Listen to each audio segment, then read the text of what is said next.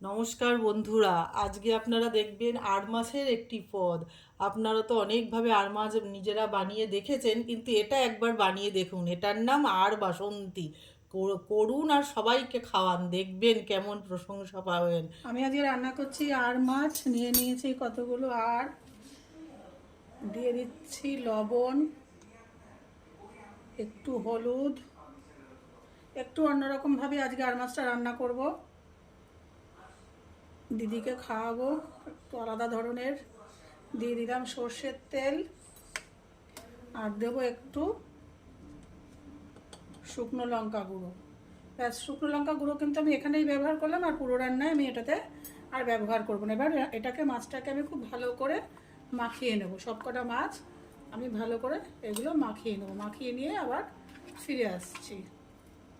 এবারে কড়াই বসিয়ে দিয়েছি, দিয়ে এই রান্নাটা আমি পুরোটাই সর্ষের তেলে করব।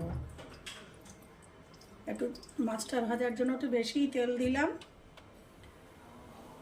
এখানে তেল গরম হয়ে গেছে, এবার আমি গ্যাসের আঁচটাকে কমিয়ে দিয়ে আস্তে আস্তে মাছগুলোকে ভেজে নেব ঢাকা দিয়ে।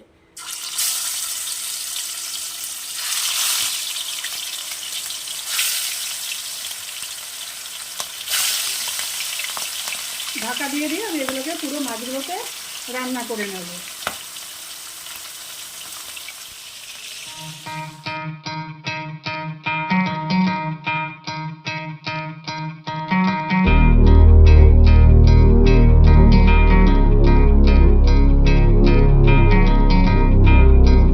মাছগুলো ভাজা হয়ে গেছে, এর থেকে বেশি কড়া আমি ভাজবো না। আমি সব কটা মাছ এরকম করে ভেজে তুলে রাখবো। এবারে নিয়েছি একটু সাদা সর্ষে, মানে রাই সর্ষে, একটু লবণ আর কাঁচা লঙ্কা, এটা আমি একসাথে পেস্ট করে রাখবো।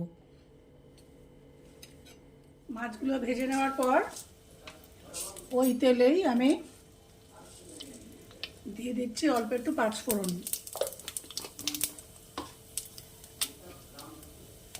দিয়ে দেব দুটো ছোট আমি পেঁয়াজ পেস্ট করে রেখেছি সেই পেস্ট,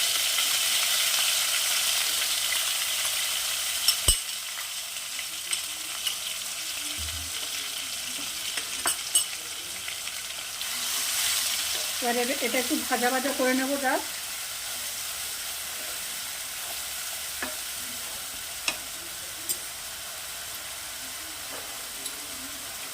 এটা ভাজা ভাজা হতে হতেই আমি দিয়ে দেব 1 চামচ ধনে গুঁড়ো। গ্যাসের ফ্লেম একদম কমিয়ে দিয়েছি। দিয়ে দিলাম হলুদ,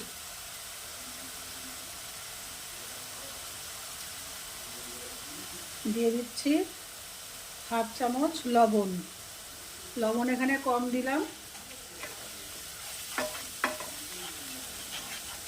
এবার এই মশলাটা আমি খুব ভালো করে কষিয়ে নেব।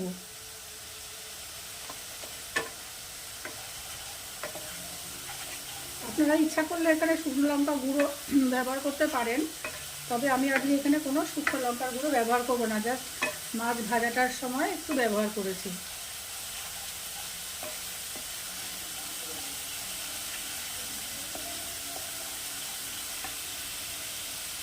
আচ্ছা, অল্প একটু দিয়ে দেবো এই 1 চামচ মতো যে আমি সর্ষে বেটে রেখেছিলাম, সর্ষে, কাঁচা লঙ্কা, লবণ আর হলুদ।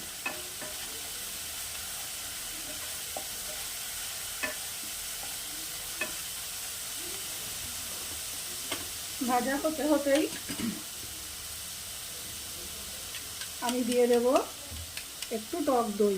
টক দইটা এই মশলার চামচ দিয়ে ধরলাম বলে একটু হলুদ হলুদ লাগছে, নাহলে কিন্তু এটা ফ্রেশ টক দই। দিয়ে দিলাম টক দই। টক দই দেওয়ার সাথে সাথে এটাকে আমার খুব ভালো করে নাড়াতে হবে। এটাকে কনস্ট্যান্ট নাড়িয়ে যেতে হবে। মশলাটা ফুটে উঠেছে।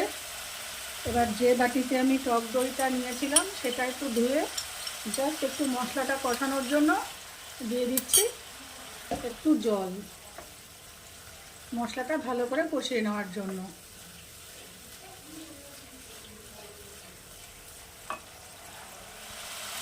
মশলাটা খুব ভালো করে কষে গেছে।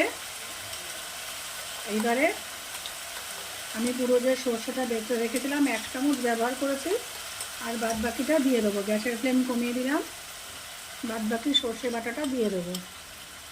আপনারা মশলার পরিমাণটা আপনাদের মাছের পরিমাণ অনুযায়ী কম বেশি করে নেবেন। এবারে দিয়ে দেব সামান্য একটু এই বাটিটার মধ্যেই ধুয়ে একটু জল দিয়ে দেবো। গ্যাসের ফ্লেমটা এবার একটু বাড়িয়ে দেবো, দিয়ে এবার আবার এটা একটু হতে দেবো। ঝোল পুরো ফুটে উঠেছে।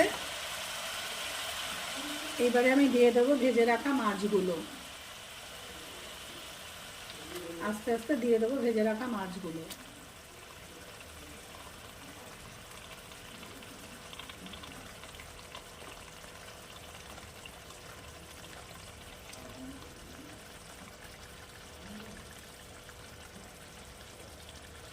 এইবারে দিয়ে দেব এর মধ্যে একটু উষ্ণ 1 বাটি গরম জল, বেশি দেব না, উষ্ণ 1 বাটি গরম জল। এবার এটাকে হতে দেব মিডিয়াম আঁচে, কিছুক্ষণ মিডিয়াম আঁচে এটা ফুটবে। তাহলে এখানে পুরোই ফুটে উঠেছে। আপনারা লবণটা একটু টেস্ট করে নেবেন, লবণ লাগলে এ পর্যায়ে দিয়ে দেবেন। আমি দিয়ে দিলাম এখানে সামান্য পরিমাণে একটু 1 পিঞ্চ চিনি, দিয়ে দিচ্ছি সামান্য পরিমাণে একটু হোমমেড গরম মশলা। গরম মশলার ভিডিও, হোমমেড গরম মশলার ভিডিও আমার পোস্ট করা আছে, দরকার হলে আপনারা দেখে নিতে পারেন। এবার এটাকে নাড়াবো। গ্যাসের ফ্লেম আমি একদম কমিয়ে দিলাম। এই রান্নায় কিন্তু ধনেপাতায় যায় না, আপনারা যদি পছন্দও করেন ধনেপাতা দেবেন না, তাহলে পুরো গন্ধটা মানে এই মাছের যে একটা ফ্লেভার, যে একটা স্বাদ আলাদা রকমের, সেটা আপনারা পাবেন না। আচ্ছা, এবারে নামানোর আগে দিয়ে দেব 1 চামচ মতো একটু সর্ষের তেল, কাঁচা সর্ষের তেল দিয়ে আমি গ্যাসের ফ্লেমটা খুব বন্ধ করে দেবো, দিয়ে এটাকে ঢাকনা দিয়ে রেখে দেবো। ফিরে আসবো সার্ভ করে, আপনাদেরকে সার্ভ করে নিয়ে এটা আমি ফিরে আসবো।